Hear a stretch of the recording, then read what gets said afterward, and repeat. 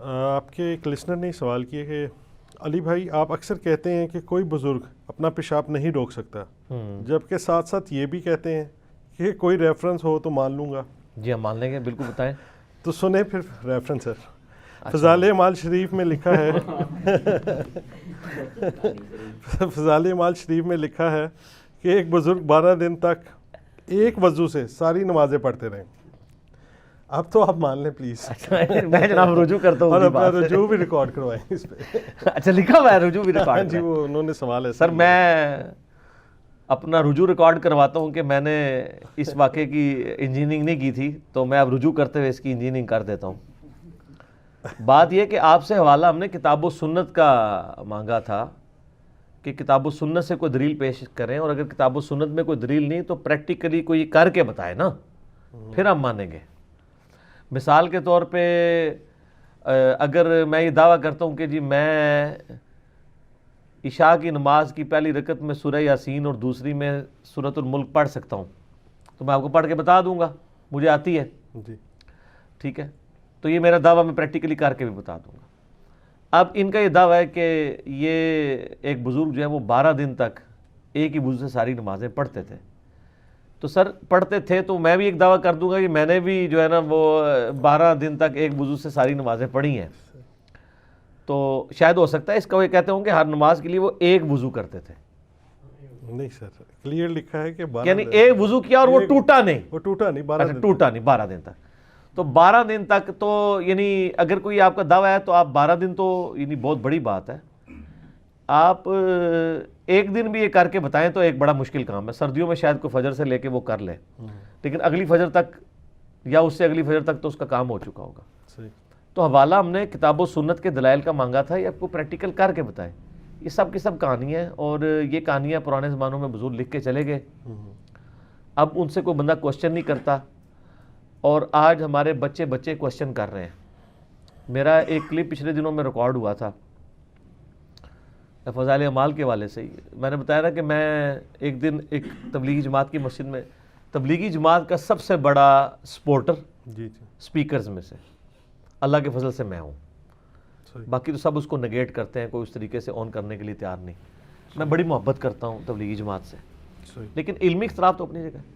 تو وہ فضائل اعمال میں سے درس ہو رہا تھا مسجد کے اندر نا، ظہر کی نماز پڑھ کے فارغ ہوئے، تو میرے ساتھ میرا بچہ تھا، 10 سال بمشکل اس کی عمر ہے، اور دوسرے کی تقریباً 8.5 سال۔ تو میں نے ان کو پابند کیا ہوا ہے کہ جب نماز ظہر ہو جائے تو تم بھی درس سن لیا کرو، تو وہ بھی درس میں بیٹھ گئے۔ اب اس میں وہ بتا رہے تھے انہی بزرگوں کی کرامات اس حوالے سے کہ جی ایک بزرگ تھے وہ روزانہ صبح سے شام تک ایک قرآن پڑھتے تھے، دوسرے تھے وہ 3 قرآن پڑھتے تھے، تیسرے تھے وہ 8 قرآن پڑھ لیتے تھے، ٹھیک ہے جی، صبح سے لے کے ظہر تک ایک رات کے اندر 8 قرآن پڑھ لیتے تھے۔ اب وہ یعنی وہ بچہ میرا یعنی سن رہا تھا، اور میں بھی ڈر رہا تھا دل کے اندر نا، اور میں ڈر رہا تھا کہ جو کچھ میں سوچ رہا ہوں کہیں یہ نہ سوچ رہا ہوں، کہیں بزرگوں کا گستاخ ہی نہ بن جائے۔ حالانکہ اس کی کوئی ایسی میں نے تربیت نہیں کی ہوئی گستاخی والی، اس کے باوجود آج کل کے بچے ویسے ہی سوچتے ہیں، ان کی عقل کام کرتی ہے۔ جب وہ پھر ساتھ نماز کی ترغیب انہوں نے دلائی، جب پڑھ کے فارغ ہوئے درس سن کے، اس کے بعد میں موٹر بائک پہ نکلا، بچوں کو پیچھے بٹھایا، میں نے کہا دیکھو یار کتنی اچھی باتیں انہوں نے آج کی ہیں نا، اور انہیں ہمیں نماز پڑھنی چاہیے اور اہتمام کرنا چاہیے قرآن شریف پڑھنے۔ کہتے بابا باقی باتیں تو ٹھیک تھیں، یہ ایک دن میں 8 دفعہ یا 3 دفعہ قرآن کیسے کو پڑھ سکتا ہے، پورا قرآن کیسے کو پڑھ سکتا ہے؟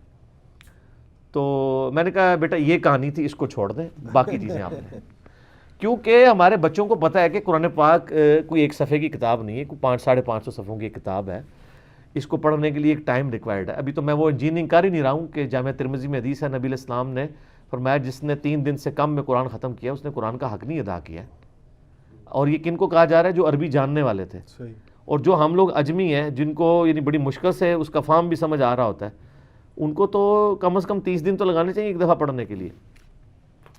تو وہ کتنی سپیڈ سے وہ پڑھتے ہوں گے، یا ہو سکتا ہے وہ جو صحیح مسلم میں حدیث ہے کہ سورۃ الاخلاص 3 قرآن کے برابر ہے، تو 8 یا 24 وہ 24 دفعہ سورہ اخلاص پڑھ لیتے ہوں، تو 3 مطلب 8 قرآن کا ثواب مل جاتا ہوں۔ یہ ہو سکتا ہاں، اینڈ رزلٹ تو یہی ہے، یہی چانسز ہے۔ تو بزرگوں کے بارے میں چونکہ حسن ظن رکھنا چاہیے کہ انہوں نے جھوٹ نہیں بولا ہوگا یقیناً۔ اگر تو وہ بولا ہے وہ تو جھوٹ ہے، تو ہم نے بزرگوں کو ان کی گستاخی بھی نہیں کرنی، ان کو جھوٹ سے بھی بچانا ہے۔ یقیناً 24 دفعہ انہوں نے سورہ الاخلاص پڑھی ہوگی، باقی تو یہ مطلب ساری کہانیاں چل رہی ہیں۔ 12 دن تک کون شخص جو ہے وہ اپنے آپ کو وضو سے یا باقی چیزوں سے بے نیاز کر سکتا ہے؟ اگر ایسی کوئی بزرگی ہوتی، کوئی کرامت ہوتی تو نبی صلی اللہ علیہ وآلہ وسلم یا ان کے صحابہ کرام کو حاصل ہوتی۔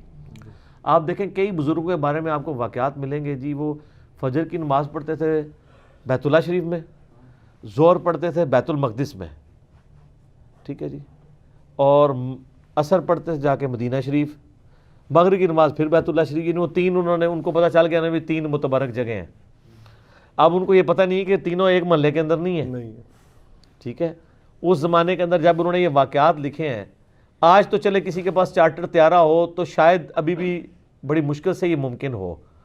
جب یعنی بیت المقدس کا سفر آلموسٹ 1 سے 1.5 مہینے کی مسافت تھی مکہ شریف سے، اس زمانے میں آپ یہ دعویٰ کر رہے ہیں کہ فجر کی نماز وہ پڑھ رہے ہیں مکے میں، اور ظہر پڑھ رہے ہیں بیت المقدس میں، اور عصر پڑھ رہے ہیں مدینہ شریف کے اندر، تو سر یہ فضیلت تو صحابہ کرام کو بھی حاصل نہیں ہوئی ہے۔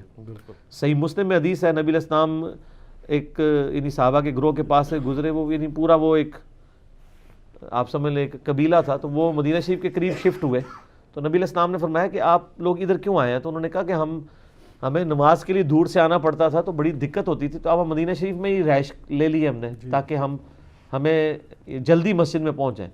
تو آپ صلی اللہ علیہ وآلہ وسلم نے فرمایا تم جتنے قدم چل کے آتے تھے وہ تمہیں ثواب ملتا تھا، تو پھر واپس چلے گئے اس جگہ پہ۔ لیکن ان کے زمانے میں کسی کے دماغ میں بھی یہ کیڑا نہیں تھا کہ یار اڑ کے بھی آیا جا سکتا ہے۔ سر یہ انجینئرنگ کا دور ہے نا۔ صحابہ کرام تو اپنے تھک جاتے تھے ایک محلے سے دوسرے محلے میں آتے ہوئے، تو نبی علیہ السلام نے جو کہا کہ تم دور سے چل کے آتے ہو، تو اس کی بجائے آپ کہتے کہ یار تمہیں کیا مسئلہ ہے، میرے امت کے تو چھوٹے چھوٹے اولیاء اللہ جو ہیں وہ ہزاروں میل کا سفر کریں گے، تو تم تو اولیاء کے بھی سردار ہو، تم تو صحابی ہو، تمہارے لیے کوئی مسئلہ اڑ کے آ جاؤ۔ اس زمانے میں یہ کہانیاں ہوتی ہی نہیں تھی، اس لیے ہم کہتے ہیں کتابوں کا دین اور ہے اور بابوں کا دین اور ہے۔ یہ ساری کی ساری کہانیاں انہوں نے بنائی ہوئی ہیں، یہ پاسبل ہی نہیں ہے۔ اور اگر کوئی کہتا ہے پاسبل ہے تو ہم کہتے ہیں کوئی ایک سیمپل پیش کر دیں ہمارے سامنے، ہم تو اللہ کے فضل سے 12 گھنٹے بھی اس کا وضو نہیں رہنے دیں گے۔ ہم پہلے اسے جو ہے نا وہ جاگنگ والی مشین پہ چڑھائیں گے، 8-10 کلومیٹر اس سے ورزش کروائیں گے، سخت گرمیوں میں جون جولائی کی۔ اس کے بعد ہم اس کو شکنجوی دیں گے، 3 جگ پلائیں گے اسے، اور اس کے بعد اسے کہیں گے آپ خود ہی باندھ لیں، اور اس کے بعد پیشاب روک کے بتائیں، تو پتہ چل جائے گا کوئی روک سکتا ہے۔ چیخیں نکلیں تو آپ نے اس کو معرفت کی باتیں سمجھ کے اگنور کر دینا ہے۔ چیخوں کا جی چیخوں کا ظاہر ہے بزرگ ظاہر ہے بزرگ تو روک سکتے ہیں نا، تو روکیں گے، تو اگر وہ چیخیں نکلیں تو پھر آپ نے ان کو معرفت کی باتیں سمجھنا ہے۔ لیکن زیادہ دیر نہیں، تھوڑی دیر بعد جب وہ رونے پہ آ جائیں اور ریکویسٹ کریں کہ میں اپنی بزرگی سے توبہ کرتا ہوں، پھر آپ ان کی ویڈیو بنا لیں، اس کے بعد آپ ان کو اجازت دے دیں، اور پھر آپ دیکھیں وہ یہ سب کے سب جھوٹ ہے میرے بھائی، کوئی اپنا پیشاب بھی نہیں روک سکتا۔ خدا کے لیے یہ باتیں آپ کہانیاں کرانی بند کریں۔ میں نے یعنی کئی دفعہ یہ واقعہ سنایا ہے کہ ایک وہ ہمارے جاننے والے تھے، وہ بتانے لگے کہ فیصل آباد کے پاس کوئی ایک بزرگ تھے جن کا دعویٰ تھا وہ روحانی آپریشن کرتے ہیں، تو ایک بندہ ان کے پاس نہ اپنا نومولود بچہ لے کے چلا گیا کہ جی آپ تو بائی پاس کرتے ہیں، اس بچے کے ختنے کریں روحانی طور پہ۔ روحانی طور پہ جو ختنے ہیں اس کا مطلب ہے بلیڈ نہیں چلے گا، خون نہیں نکلے گا، ہونے کا خطرے نہیں ہو سکتے۔ بائی پاس اگر روحانی ہو سکتا ہے جس میں گرائنڈر چلتا ہے ادھر جناب، یہ پسلیاں توڑی جاتی ہیں، دل نکالا جاتا ہے باہر، یہ پوری اوپن ہارٹ سرجری ہے، جو بندہ وہ پسلیوں والی سرجری کر سکتا ہے اور ختنہ تو بالکل سامنے، تو کر کے بتا دے۔ ختنہ آپ کو نظر آ جانا ہے، بائی پاس نظر نہیں آنا، تو کہانی چل جانی ہے۔ تو ختنہ نہیں ہو سکتا، ختنہ کوئی نہیں کر سکتا۔ اور میرے آفس کے کلیگ ہیں، وہ ایک دن مجھ سے چھٹی لینے کے لیے میرے یعنی سب آرڈینیٹ کے طور پہ کام کرتے تھے، تو پھر ان کی ٹرانسفر ہو گئی، تو مجھے خود بتانے لگے، مجھے کہتے ہیں جی وہ سر چھٹی چاہیے 3 دن کی نا، ہم نے وہ بہاولپور جانا ہے، تو میرے والد صاحب کو دل کی تکلیف ہے، تو ڈاکٹروں نے ان کا بائی پاس ریکمینڈ کیا، لیکن وہاں ایک کوئی بزرگ بیٹھے ہوئے ہیں وہ روحانی آپریشن کر دیتے ہیں۔ اور میں نے کہا یار تم جیسے پڑھے لکھے لوگ. کہتا ہے جی میں کیا کروں, ابا جی کو کون سمجھائے. میں کہا ابا ایکسپائر ہو جائے گا اتنے پہنچتے بہاولپور کوئی نیڑے ہے 14-15 گھنٹے تو مطلب باسج بہ کے جانا ہے. تو میں نے کہا یار یہ اتنا بڑا رسک لے رہے ہو تم, ڈاکٹر نے ریکمینڈ کیا ہوا ہے اور خدا نہ خواستہ. کہتا جی کیا کریں, اب ابا جی کے ساتھ لڑائی تو نہیں کر سکتے. تو وہ خیر والد صاحب کے ساتھ چلا گیا. میں تو بڑا کانشیسلی انتظار کر رہا تھا یار مجھے کوئی فیڈ بیک ملے کہ یار یہ روحانی آپریشن اور بائی پاس کیسے ہوتا ہے. جب وہ واپس آئے نا چھٹیاں گزار کے, میں نے کہا جی کیا بنا, تو وہ اس نے بڑا منہ لٹکایا ہوا. وہ کہتے کیا ہے, فراڈ ہی تھا سب کچھ. میں نے کہا کیوں یار تم لوگ تو گئے تھے. کہتا ہے جی وہ میرے ابا جی بھی بڑے سیانے تھے, انہوں نے کہا جی میرا بائی پاس تم نے کرنا ہے لیکن وہ میں چیک کروں گا بائی پاس ہوا ہے کہ نہیں ہوا. اچھا, انہوں نے کہا کن چیک کرو گے. انہوں نے کہا گل یہ ہے کہ میں 10 منٹ جب چلتا ہوں نا تو مجھے سانس چڑھ جاتا ہے. بائی جس کے یعنی وینس بند ہوئی ہو نا تو تھوڑی سی واک کرنے سے بھی اس کو سانس پھولنا شروع ہو جاتا ہے. اس نے کہا تو آپریشن کر, میں 10 منٹ ٹراں گا. تو جی مجھے سانس چڑھ گیا تو مطلب آپریشن کوئی نہیں, تیرا فراڈ ہی ہے. اور اگر نہ چڑھا تو میں 10 منٹ کیا, وہ کہتا ہے جی ان کو تو 5-6 منٹ کے بعد سانس چڑھنا شروع ہو گیا. بل جو پیسے ضائع ہونے تھے وہ تو ہو گئے, یعنی آنے جانے کا کرایہ اور یہ وہ, لیکن کم از کم چلے پیسے ضائع کر کے قیدہ ٹھیک ہو گیا. تو ہم بھی یعنی ان لوگوں سے کہتے ہیں روحانی طور پہ دم ڈالنا یہ ساری چیزیں برحق ہیں, لیکن جو چیزیں فزیکلی ان چیزوں کے ساتھ ریلیٹڈ ہیں نا ان کو آپ اس طریقے سے نہ کیا کریں. یعنی نبی علیہ السلام نے ہمیں کوئی ایسا وظیفہ نہیں بتایا کہ جس وظیفے کو پڑھ کے کسی بچے کے ختنے ہو جائیں. بالکل صحیح. آپ علیہ السلام نے یعنی زخم کو سینے کے لیے کوئی صورت نہیں بتائی کہ کہیں پہ زخم پھٹا ہوا ہو تو آپ اس پہ پھونک ماریں یہ پڑھ کے تو وہ جڑ جائے گا. اس کے لیے ٹانکے ہی لگانے پڑتے ہیں. ٹھیک ہے. اگلے زمانوں کے اندر زیادہ مسئلہ ہوتا تھا, وہ داغ دیا کرتے تھے, داغ ہی لگوانا پڑتا تھا. بالکل صحیح. آج کل اسی کی ماڈرن فارم ہے جو الیکٹرک داغ دیتے ہیں. جب آپریشن ہوتا ہے آپ کو پتا ہے اب بھی سون نہیں نکلتا, وہ الیکٹرک کے ذریعے اس کو داغ دے دیتے ہیں. تو یہ سارے کے سارے معاملات چلا کرتے تھے. پھر میں یہ کہتا ہوں کہ یہ جو بزرگ ہیں, میں اب ذرا ایک سٹیپ اور آگے چلا جاتا ہوں, یہ بزرگ جو لوگوں کے روحانی آپریشن کرتے ہیں تو کیا یہ اپنے غیر ضروری بال جو ہیں وہ نگاہ مار کے صاف کرتے ہیں یا بلیڈ استعمال کرتے ہیں؟ بلیڈ سے ہی لازمی. کیوں سر, جو بائی پاس کر سکتا ہے اس کو غیر ضروری بال صاف کرنے کے لیے بلیڈ کی ضرورت کیوں ہے؟ اس کو تو چاہیے وہ کہ میرے پیچھے آج عشاء کی نماز پڑھو. اللہ اکبر. تو جتنے پڑھیں گے سارے غیر ضروری بال ہمیشہ سے ختم ہو جان گے, بلیڈ کی ضرورت ہی نہیں پڑے گی. کوئی مطلب کو پازیٹیو ان پٹ دیں نا, کوئی ایسی یعنی پاکیزگی والا معاملہ کریں, کوئی فائدہ ہو لوگوں کو. آج نئی گل ہے, انہیں دماغ ہی چاہیے. ٹھیک ہے. تو یہ ساری باتیں اس لیے ہے کہ تاکہ آپ اپنے دماغ کھولیں, خدا کے لیے ان کے ہاتھوں میں نہ کھیلیں. یہ آپ کے ساتھ جو کھلواڑ کر رہے ہیں دین کے نام کے اوپر, ہماری آندہ آنے والی نسلیں سیکولر ہو جائیں گی جب وہ دین کا یہ والے پہلو دیکھنا شروع کریں گی. یہ جو کچھ آپ کو جعلی پیر ویڈیوز میں دکھا رہے ہوتے ہیں نا, اس طرح کی ویڈیو جو ہے نا وہ ڈیوڈ کاپر فیلڈ نے بھی بنائی ہوئی ہے. بالکل بہت ہے. او بڑے بزرگ جو اس میں وہ الیوژن ہوتا ہے, اس طرح نہیں ہوتا. اسٹیچو آف لبرٹی اس نے غائب کر کے, وہ اس لیے کہ وہاں جتنے بندے تھے وہ کیمرے سے غائب کیا نا, فزیکلی تو غائب نہیں ہوا نا. اگر وہ فزیکلی غائب کر سکتا ہے تو ہمیں امام کعبہ کو غائب کرے نا, اور وہاں پہ اپنے فرقے کا امام کھڑا کر دے. حج عمرے کے لیے جائیں, نگاہ مارے امام کعبہ غائب, اپنے فرقے کا امام آگے کرو. وہ کہانی ہے ساری. اپنا واقعہ بتائیں گے اس میں؟ ضرور شرارت کوئی نہ کوئی وش کر دیں. میں نے واقعہ اپنا مسئلہ نمبر 13 میں بتایا ہوا ہے. حضرت خضر علیہ السلام کے بارے میں نا مشہور ہے کہ جی پانیوں پہ حضرت خضر کی حکومت ہے. تو میں نے اسے بتایا تھا کہ 2010 کی بات ہے, اوائل کی. میں نے بورنگ والے کے ساتھ ٹھیکہ کیا 40,000 روپے میں. میں مختصر سناتا ہوں جس کے لے کے نہیں, کیونکہ اگلے سوال بھی کرنے ہیں. تو وہ جناب ٹھیکہ طے ہوا کہ جی وہ 40,000 روپے میں 200 فٹ تک جایا جائے گا. تو اس نے 210 فٹ کر کے کہا جی میں 210 فٹ تک چلا گیا, چھٹ بھی نہیں پانی دی. ٹھیک ہے جی. تے تسی نا تانوں میں پہلے کیا سی کہ حضرت خضر دے نام دا بکرا دیو. وہ میں کہ بکرے شکرے اسی کو نہیں دینے پائی. میں نے جناب 2 نفل پڑھے اشراق کے, اس کے بعد میں نے نا اس کو, چھوٹے کے بزرگ اسی بھی ہے نا, میں کہ ایتھے کھوت.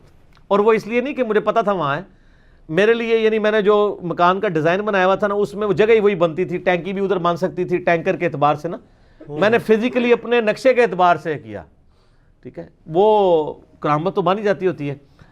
تو وہ میں کہ یار خضر کے کوئی بھی بزرگ اپنا پیشاب نہیں روک سکتا تو پانی کون روک سکتا ہے کسی کا؟ اگر اللہ نے لکھا ہے تو نکل آئے گا، نہیں لکھا ہے تو نہیں نکلے گا۔